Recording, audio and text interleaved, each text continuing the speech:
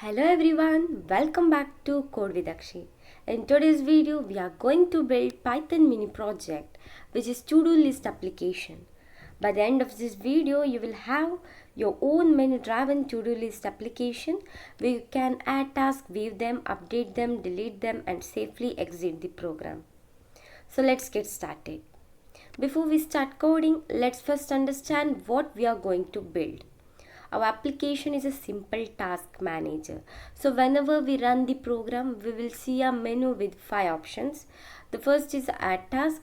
This allows the user to enter a new task. And the second option is view task. It displays all the tasks that are currently stored. And the third option is update task.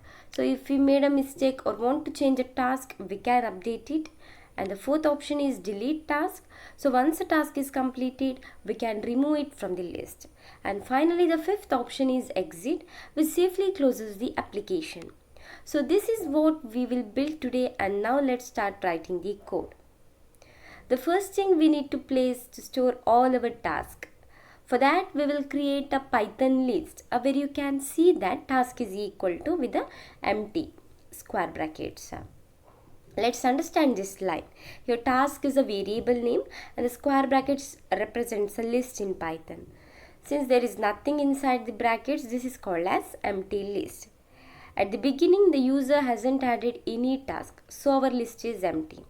So later, whenever the user adds a task, it will be stored inside this list. For example, if the user enters buy groceries, then the list becomes with inside the square brackets buy groceries will be added. And if the user adds another task like study Python, and after that the list becomes like buy groceries comma study Python. So this is how creating this list is done step by step. Now let's create the menu that the user will see everything in time the program runs. So we will create a function called show menu. Def show menu. If you are new to Python, don't worry. Function means it is simply a reusable block of code. So instead of writing the same code again and again, we write it once inside the function and call it whenever we need it. So inside this function, we will use several print statements that which I have told: add task, view, update, delete, exit. And the print function displays the text on the screen. So when this function is called, Python prints the complete menu for the user. And the output looks like this: 1 add task, 2 view task, 3 update task, 4 delete task and 5 exit. Notice that this function only displays the menu. It doesn't add task or delete the task. Its only job is to show the available options. So later in the program, we will call this function inside a loop so that the menu appears again after every operation. So this makes our code clean, organized and easy to reuse. Okay, now we have created the menu. The next step is to ask the user to choice. For that, we will write a while loop, while true. So let's understand what this means. The key word while means it is used to repeat a block of code. Here we have written true, which means always remains true. So the loop will continue running forever until we tell it to stop. So why do we need this? Imagine the user adds one task. Should the program immediately close? No. The user may want to add another task, view all the tasks or delete the task. So after every operation, we want the menu to appear again. That's why we use an infinite loop. So inside this loop, the first thing we will do is display our menu. So we will type as show menu. So remember, we have already created this function. So whenever the Python sees show menu, it executes all the print statements inside that function. So every time the loop starts, the menu is displayed automatically. Next, we need to ask the user which option they want to choose. That is, choice is equal to int of input, enter your choice from 1 to 5. So this line may look long, but let's break it down. Input means it is a function that takes the data from the user through the keyboard. For example, if the user type 1, Python receives it as a text. but our menu options are numbers. So we use int to convert the text into an integer. Finally, we store that value inside a variable called choice. If the user enters 2, then the variable choice becomes 2. If the user enters 5, then the choice becomes 5. Now our program knows which option the user selected. Use an if statement. Like if choice is equal to 1, this means if the user entered 1, execute the code inside this block. Since option 1 is add task, we will now ask the user to enter a task. That is, task is equal to input enter new task. Again we are using the input function. Suppose the user type complete Python assignment. This text is stored inside the variable called task. And now we need to save this task inside our list. For that we will use the append method. Task.append of task. Means this append method adds a new item to the end of a list. So let's understand this with an example. Initially our list is empty. The user enters buy groceries. After using append, the list becomes only the buy groceries added. Now the user adds another task, study Python. The list becomes buy groceries, study Python. If another task is added, exercise, the list becomes like after the study Python, exercise. So every time we use append, the new task is added to the end of the list. After successfully adding the task, it's always good idea to inform to the user. So we will print a message that is task added successfully using the print. Now the user knows that their task has been added. Now let's see what happens when a task are available.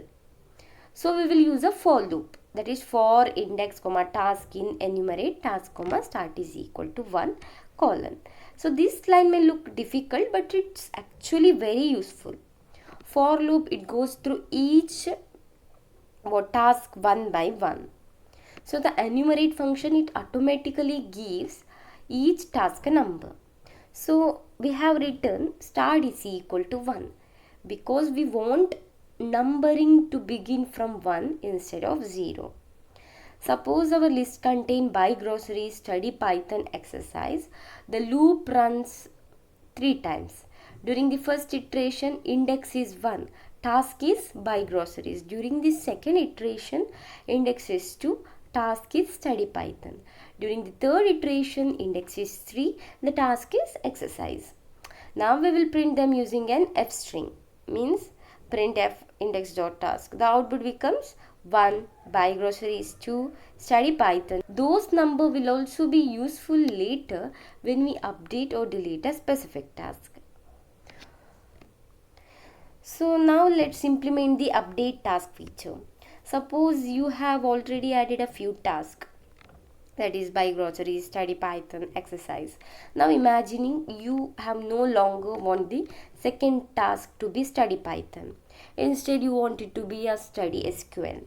Rather than deleting the task and adding it again, we can simply update it. This makes our application much more friendly. Means we will check whether the user selected option 3. If choice is equal to 3. Inside this block, the first thing we will do is check if there are any tasks available. If not task, print no task available to update. Why are we checking this? Imagine the list is empty. If we directly ask the user which task to update, there won't be anything to update. So this condition prevents the errors and gives a clear message to the user. Now let's assume there are tasks in the list. So before asking the user to update one, it's good idea to display all the existing tasks. 1, 2, 3. Next we will ask the user which task they want to update. That is task number is equal to int of input, enter a number to update. Suppose the user enters 2. Now we ask for the new task. That is the new task is equal to input, enter a new task.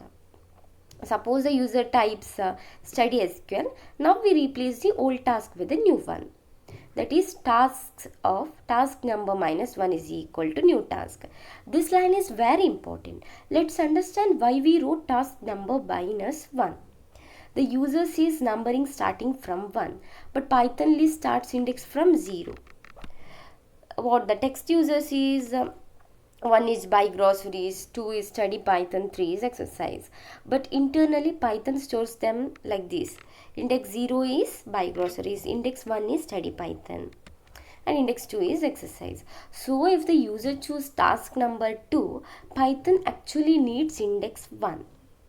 That's why we subtract 1. After replacing the value, the update list becomes buy groceries, study SQL, then exercise. Finally, we will print a confirmation message, that is task has added successfully or task updated successfully. This tells that the user that the updated was completed successfully. Now let's move to the delete task feature. Okay, deleting a task is very similar to the updating one. We will first check whether the user selected option 4.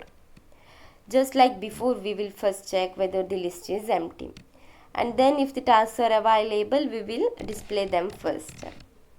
Suppose the tasks are buy groceries, 1 buy groceries, 2 study SQL, 3 exercise. Now we will ask the user which task should be deleted. Like task number is equal to int of an input. Enter a number to delete. Let's say the user enters 3. To remove the task from the list, we will use the pop method. Means it removes an item from the list using its index. Again, remember that Python starts from index 0. So the task number 3 becomes index 2. So task.pop task number -1. So after deleting the third task, the list becomes buy groceries, study SQL, and the task has been completely removed. And we can print task deleted successfully. Okay, next, the final feature is about exit. So whenever the user finishes managing their task, they should be able to close the application safely. So we will check whether the user selected option 5. That is L if choice is equal to 5. Then if it is choiced, then it will print thank you for using the to-do list app. So this is how it is done. And we will use break, that is earlier we created an empty we have created an infinite loop using while true. The break statement, it immediately stops that loop. As soon as the loop stops, the program ends. That's why the application closes only when the user chooses exit. So you can see the complete flow of our application. When the program starts, it creates an empty list and then it enters an infinite loop. Then inside the loop, the menu is displayed, and then the program asks the user to choose. Based on the option, it updates the task, deletes the task, or view the task, and the cycle keeps repeating until the user decides to close the application. Congratulations, you have successfully built a complete Python to-do list application. So if you have liked this tutorial, don't forget to like the video, subscribe to Code with Akshi, and let me know in the comments which Python mini project you would like to build next. Thanks for watching, and I will see you in the next video. Happy coding!